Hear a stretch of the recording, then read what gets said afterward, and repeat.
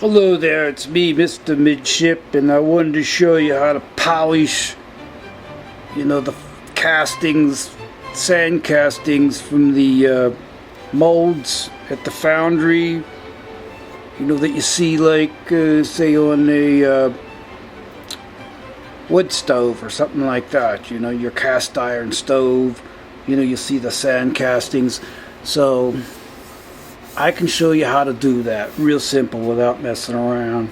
But first, let's show you what I started with first, and I can show you another way too. These are off one of those sports bike rims, pretty well all the same. Okay, this is another way of doing it.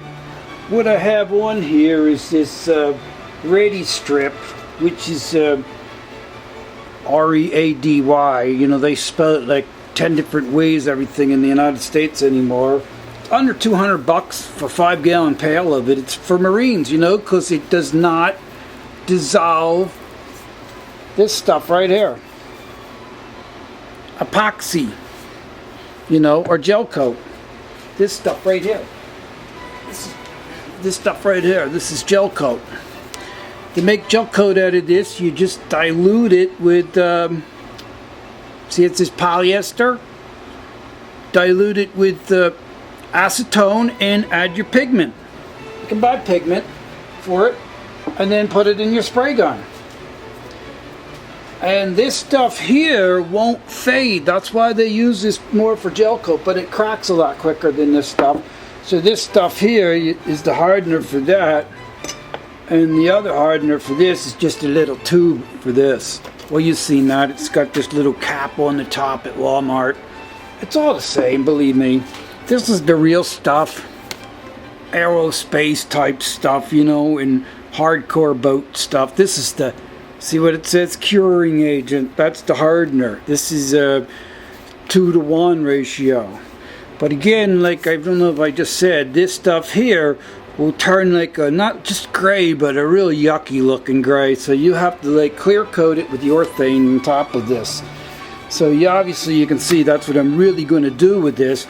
So I'm not really going to polish it, but I'm going to show you how to polish it just to show you how easy it is. If I can do it just to show you, I'm pretty sure anybody can do it, right? Didn't they tell you that I'm retarded? That's not nice to pick on retarded people though, is it? So you see what they did here.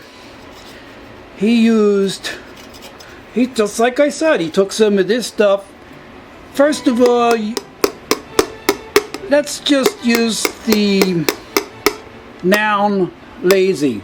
So you were say lazy and you got money and you go to the body shop and go, hey, can you, and he can read you, Can you like fix this rim here for me so it doesn't have these casting marks in it, right? So he said, sure. He just took some of this, mixed it with his acetone and put his pigment in it, and then he had black, gloss black.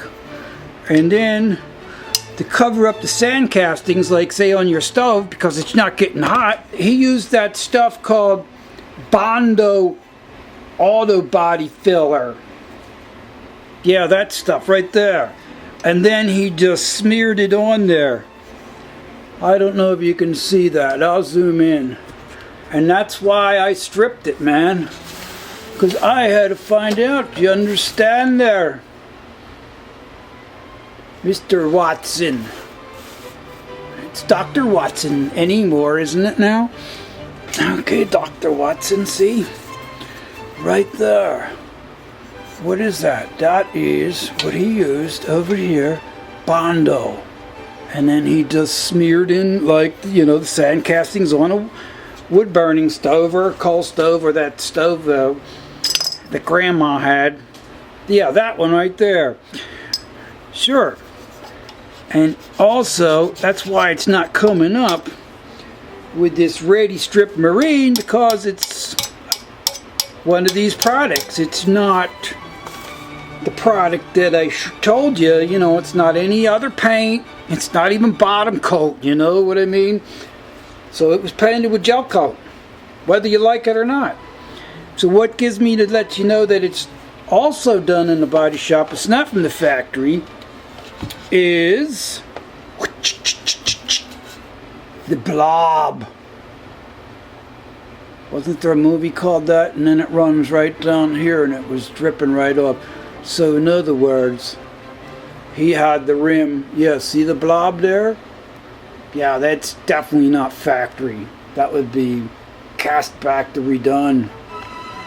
You could put something like that in the showroom. So he basically painted one side at a time like this, and then flipped it over and painted, well, the complete opposite of what I told you. He painted this side first, and then he flipped it over and painted this side, and it blobbed down and dripped. But anyway, just to make sure you understand, I showed you in the previous video how to remove these. These are like the pour tabs and the filler tab. You know, the one lets the air come out while you're pouring. You know, the first tool we used to get this out, to get all this, I mean, you know what your grandmother's stove looks like. That's what they look like. And so do your mag wheels on your car. First thing you want to do is get one of these tools. It's an orbital sander. This one here is multifunctional air tool. What I found out, they should give you 2 pads because you can't replace these pads. And you can see this one's already separating. And look at that. See that? You don't want to do too much of that. That really creates a lot of handwork. So then the next thing, after you're done with a set of these, this is like up to 120 I went. You might even want to go to, I started with this thing, which I think is 60 or 80, and these holes are crap because right there it'll tear that thin area. So whoever created them doctor wasn't too smart, was he? They're always trying to act like they know something. Watch, now everybody's going to come here and try to correct me. It's just unbelievable. That's not the purpose of this video, for you to come here and correct me. Believe me, if I needed your help, you should have come here and helped me sand it, right? Isn't that right, people? Exactly. They're not helping you. They're trying to, like, nitpick. Sure. So the next thing is to use this 220 wet dry sandpaper, and you should have something, even if you have to put a kiddie pool set up in your basement or something, to, you know, to put this wheel in and then sand it, wet sand it. So far, I think I used 3 sheets of this. Look, I'll show you, just to make sure. 1, 2, 3, 4 sheets left, and it's a pack of 7. So see, I used 3 of those. The next I used was 320. And the 320, I had a real devil of a time with that because it just was scratching almost as bad as this. But once I went to this 500, it gave it this nice satin finish. And that's what I really like. Yeah, that was the best. So now, since that's the case, we're ready to go with this Arbrite Hucci de Fret. That's the brand. Arbrite Hucci de Fret. And you can get these for $300. I can get them for you for $300. This is the very best. Arbrite Hucci de Fret. The best. Yeah, with a name like that, how can you go wrong? Buffing and polishing kit. I believe it's the red we're going to use. Doesn't matter. So, believe it or not, a lot of people still don't know how to open these. They end up cutting them with their knife and stuff. I'm pretty sure I know some guys that have lots. All you need is one of these 99-cent set of scissors with the serrated edges there. But they're 99, so you should get like half a dozen of them. And you cut just right around here like this. And that's all you need to see. Because see, this one doesn't pop apart. Some of them pop apart. And you can examine them, but they don't want you taking this stuff. Some of them are like this, and you gotta cut them and stuff. Don't skimp, go all the way around like that. And see, now that's open. And there's your buffing wheel. Okay, there we go. Now,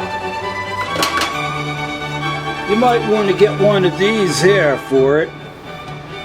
They actually make these in electric too, but the problem with electric motors, I'm telling you, is they get hot and they're big. Also, I want to start right off and show you there.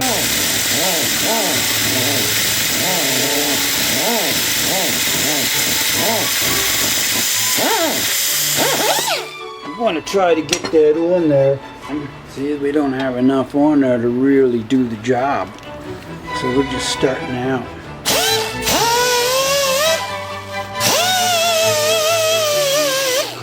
It goes really fast now, watch. Geez, I wouldn't have known that, sir. Thanks for telling me there, old man. You know, they get really mad, these grandpop, if you don't listen to them. Hey, you know, when I was back in World War I there, sonny, you want to tell you, blah, blah, blah, blah,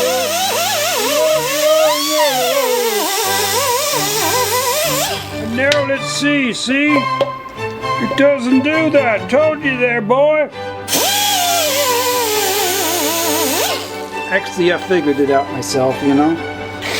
They got that problem. What's it called? Look, see? Look. Perfect. See that? You was wondering how to cut that. It's the only way, dude. Like something up. See? Now we have to, like, sand them nicks out. And that's why it's called dry sandpaper. See? I've scratched it off. Because sometimes you don't really need the water, like if you were sanding the whole rim, see? Because look, it just plugs right up, and now you want to dip it in water. But it don't matter, right? You know what I'm saying now? Follow that?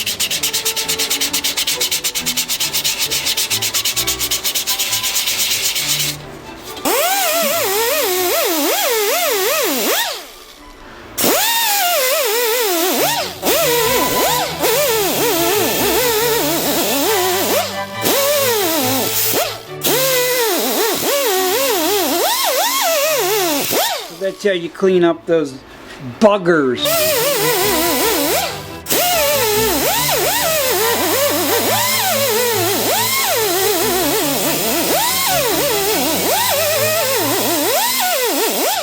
So isn't that what you wanted to see it nice and chrome looking like that? I'm certain you did.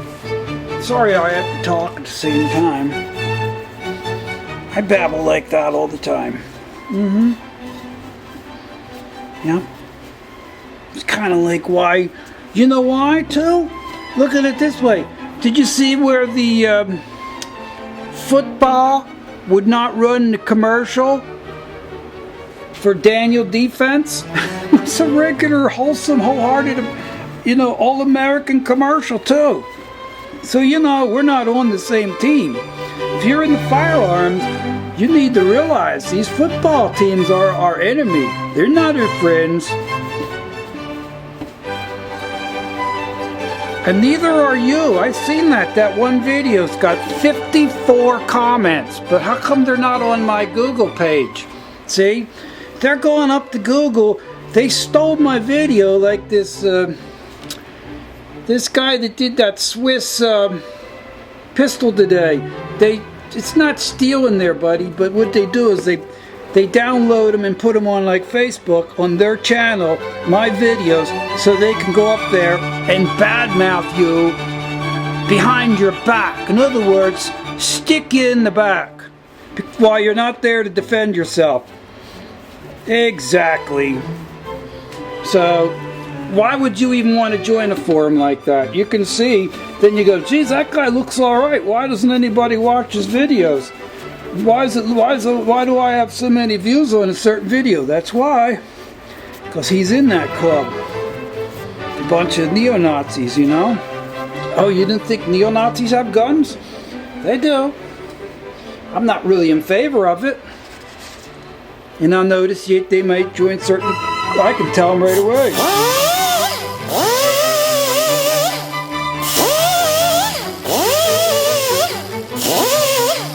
So that's it. That's how it's done, man. So if you want to do it, that's what you do. If you want to polish your rims all up like that, then you got to wipe them down, you know, get that residue off with a rag. And you're all set, man. There. Thanks for watching. I hope you enjoyed the video. And don't forget to subscribe. Yeah. See what I did? Look at that. I nicked it already. See what I mean by high maintenance? Look at that.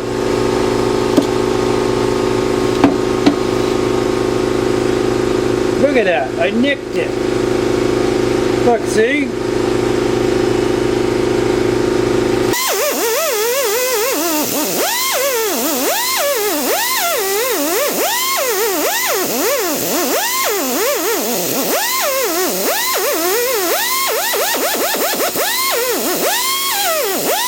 See, there's like a little mark there. So you want to keep your 500 ready. See that? Sand that mark out.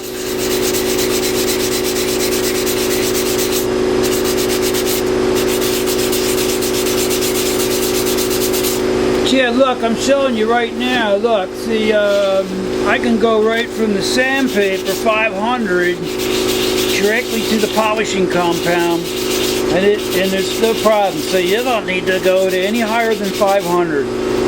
You know, so 500 is pretty nice stuff.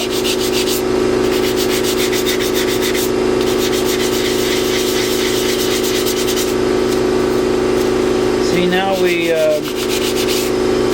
that was just a little, probably another nick I made before I padded this with the duct tape. A couple layers, not just one, you know. You want to pad it.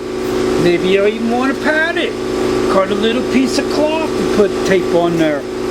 Sure. So far I've been alright with it just with 3 layers though.